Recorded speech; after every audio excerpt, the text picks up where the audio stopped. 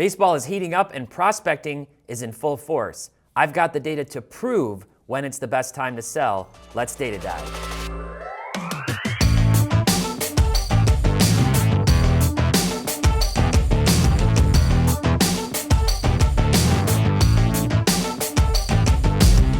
Hey everyone, welcome back to another episode of Data Dive powered by Market Movers. My name is Tyler Nethercott, better known as Teapot, and this week I'm talking a little bit of, dare I say it, Bowman prospecting. That's right, but I promise this time I'm not here to critique it. For those who saw my video last year about Bowman prospecting, you know, I have some personal frustrations with it and reasons why it's really not necessarily my cup of tea. But with that being said, I do know it's extremely popular and a really big part of the baseball card collecting and investing community. So I thought it would be interesting to dive into the data and see if there's a clear-cut best time to sell your Bowman First cards. And the answer is a pretty resounding yes. Now, as always, this video is brought to you by Market Movers with tens of thousands of Bowman First prospect cards. Visit marketmoversapp.com and use promo code DIVE for your first 7 days free. Now let's get into the data. All right, so what I'm going to do is look at 4 specific players. These are big name players, hyped prospects who were called up to the majors in the last few years. And I did the research in advance to try and see, is there any pattern or trend to when it makes sense to for sure sell them?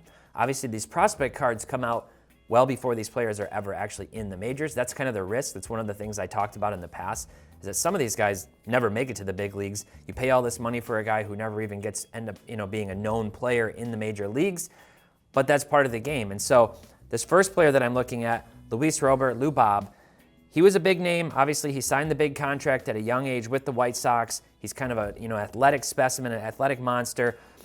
And I went back, and he was called up on July 24th, 2020.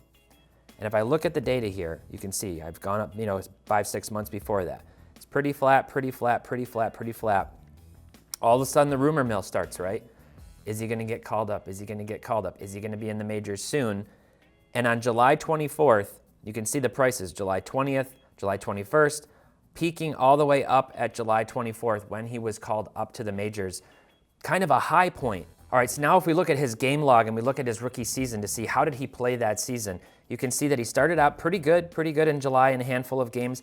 And then in August, he really heated up. He had a 1.015 OPS. He had 9 home runs in August.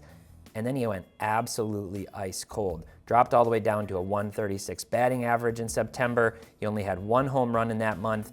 And then obviously you get into the postseason in October of that year when he actually played okay. He did have a home run in that series against the A's.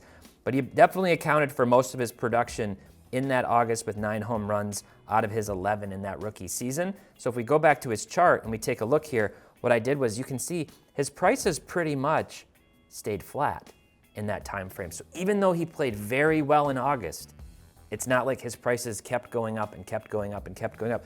No, they more or less stayed flat. You can see that here. So pretty clear evidence here. The best time to have sold Luis Robert's cards would have been right in that week when he was called up. Obviously the peak, the high point is going to be right that day before, the next day, kind of in that 1 to 2 day window on either side of the call up when the rumor mill starts, swirling a lot. So let's jump over and look at another player, okay? This time I've got Jared Kelnick. Little bit of a different story, admittedly, here. And I want to be very realistic about this, right? I'm not trying to create a narrative. I'm trying to actually get to the bottom of things here. Now, Kelnick was very, very, very hyped. He was, some people were calling him the greatest, hitting prospect of a generation. He's obviously still very young, so it remains to be seen what he's going to do this year. And it looks like he's made some big swing adjustments and is paying dividends in spring training. But going back to when he was called up, it was May 13th of 2021. And you can see actually price is pretty flat, And then he gets the call up here on May 11, May 12, May 13, okay?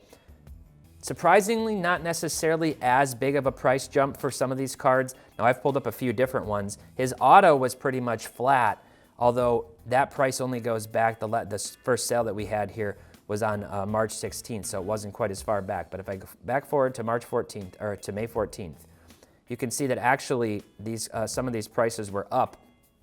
May 13th. Some of these prices were actually up 53.5%, 48.7% from several months prior. But there was this wave in here. The big difference is, now let's jump over and look at Kelnick's stats.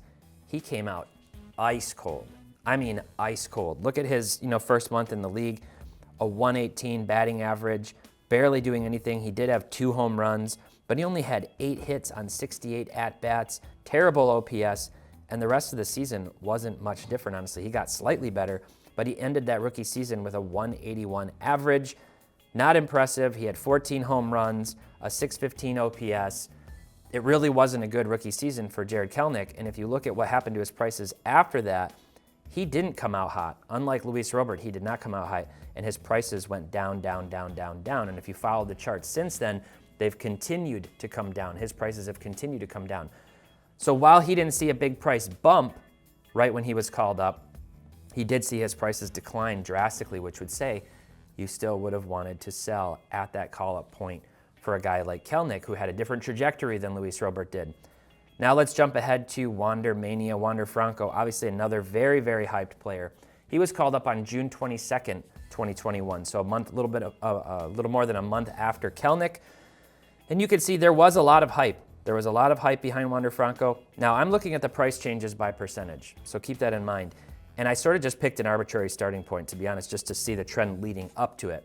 So while we're looking at percentages here, it's starting at this, first sale date, but you can see very clearly, here it is, June 22nd, so June 19, June 20, June 21, June 22nd and 23rd, the high point, right? Major spike on his prices, 216% spike on his Bowman paper prospect, 78% spike on the chrome, and a 59% spike on the prospect auto. So here's another really interesting thing is it actually seems like the percentages when we're looking at these, that the cards jump on the more liquid ones, on the paper prospects, on the chrome prospects, on those base cards, than they do necessarily on the autos. The autos obviously the better card, the better hold for the long term if you believe in the athlete. But if you're looking to play that flip game, you might want to be stocked up on the more commodity cards that are easier to move. One thing that's really interesting, let's jump over and look at total sales dollars. You can see that's also massive. That's actually an even bigger spike than what we see here because you're seeing sales volume go up. People are liquidating, people are selling, they're moving those cards at a higher price point, and the price goes up, so the total sales dollars really shows a huge spike. So let's come back here and let's jump over and look at how did Wander Franco do in his rookie season. Well, if you remember, I watched this game, I was excited. Can this guy actually play? I didn't know if the hype was real. He hit a home run in his first game. So here's his very first game, hits a home run, goes 2 for 4 with 2 runs, and everybody's like, man, this guy is definitely for real. And then he just basically went ice cold. You can see he finished that very short month of June for him with a 194 average, only 256 here in July. But then he started to heat up, 313 in August, and he actually had a pretty strong month. He's not the biggest power guy, but he can hit for contact, he can run, he can do a lot of different things. He actually finished his rookie season pretty strong. So if we come back and we look at his prices though, you can see that the prices did in fact come down. They came down, they came down, they came down. Again, it was the hype point for Franco right when he was called up to the majors. Let's look at one more player, and that is last year's Rookie of the Year, J-Rod, Julio Rodriguez, and he actually just started on opening day. So he started on April 8th of last year, 2022, and you can see price trajectory, he definitely had hype behind him. Actually, I was hearing his name a lot in the months leading up to the start of the season, and then here it is, and he's getting ready to make his MLB debut. You can see there was definitely a price bump here, and then the prices come down. So let's look and see, does that correspond? Like, how did he do starting out?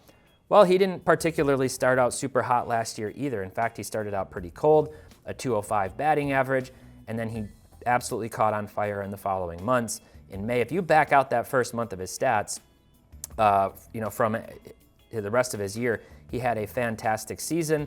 He ended with 28 home runs, an 853 OPS, 25 stolen bases. He's one of the fastest players in baseball. He had a really, really strong year. And in spite of that, you can see for the Bowman cards, here is definitely the high point to sell right when they were called up. Now, there's something else really important to keep in mind, and that's that these players go from having their prospect cards to having their rookie cards, their actual Topps flagship rookie cards.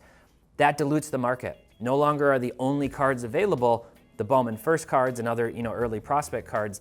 Now you're introducing the rookie cards, and that's the whole split camp. I personally like to collect and buy rookie cards over the prospect cards. So you're sort of distributing the number of dollars, the amount of money going into a particular player across all those different cards as they release. I think that's another reason that makes the case, especially on these commodity cards, the paper and the chrome base cards, to sell them at that peak, at that absolute high point when they get called up to the majors. So it's pretty clear cut, I'd say. If you're looking for nearly guaranteed profit, sell your Bowman first cards immediately upon the announcement of a player being called up to the majors. Even if they blow up initially like Lubob did, their prices really won't do any better than the plateau from what they did in the first 1 to 2 days after the announcement of the call up in terms of their card prices. So do you agree? Do you still hold those cards even longer, hoping that they're the next Mike Trout, that they're the next great player? Let me know down in the comments. If you want to get this data, visit marketmoversapp.com and use promo code DIVE for the first 7 days free. Thanks so much for watching. Until next time, happy investing, keep on collecting, and make sure to have fun.